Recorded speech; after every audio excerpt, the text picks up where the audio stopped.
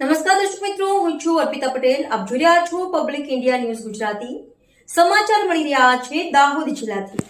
દાહોદમાં ₹2.56 કરોડનો કેસ કૌભાંડ, પોલીસની મોટી કાર્યવાહી, હવે સવાલનો ઘેરાવો. દાહોદ જિલ્લામાં કાળા નાણાં સામે મોટું એક્શન લેવામાં આવ્યું છે. ધાનપુર ચોકડી નજીક વાહન ચેકિંગ દરમિયાન પોલીસે શંકાસ્પદ કાર GJ23CD7376 અટકાવી હતી, જેમાંથી ₹2.56 કરોડની બિનહિસાબી રોકડ રકમ મળી આવી હતી. આ ઘટનાએ જિલ્લામાં ભારે ચકચાર મચાવી છે. તપાસ દરમિયાન સામે આવી છે કે આ રકમ આંગડિયા પેઢી મારફતે વડોદરા લઈ જવામાં આવી રહી હતી. જોકે રોકડ અંગે કોઈ યોગ્ય દસ્તાવેજો રજૂ ન થતા પોલીસે તરત જ રકમ જપ્ત કરી કાયદેસરની કાર્યવાહી શરૂ કરી છે.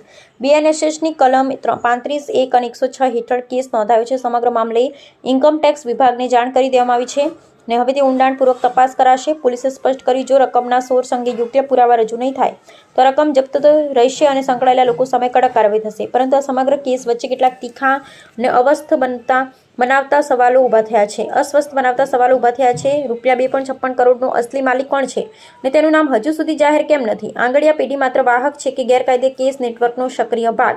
દાહોદથી વડોદરા સુધી આટલો મોટો કેસ કયા ભરોસે ખસેડાયો? પાછળ કોનું સંરક્ષણ છે? આ પહેલ કેટલી વાર આવી જ રીતે કરોડો રૂપિયાનો ટ્રાન્સફર થયો અને સિસ્ટમ ચૂપ કેમ રહી? શું આ કેસમાં નાના લોકોને આગળ ધકેલીને મોટા ખેલાડીઓને બચાવવામાં આવી રહ્યા છે? હવે સમગ્ર ધ્યાન ઇન્કમટેક્સ વિભાગની કાર્યવાહી પર છે. શું તપાસ ખરેખર મૂળ સુધી જશે કે માત્ર કાગળ પર પૂરી થઈ જશે? આ કેસ અંત સુધી સજા થશે કે ફરી એકવાર ફાઇલોમાં દબાઈ જશે? આ ઘટનાએ દાહોદ જિલ્લામાં બિનહિસાબી નાણાંના પરિવહન અને સંભવિત ગેરકાયદે નેટવર્ક અંગે ગંભીર શંકા ઊભી કરી છે.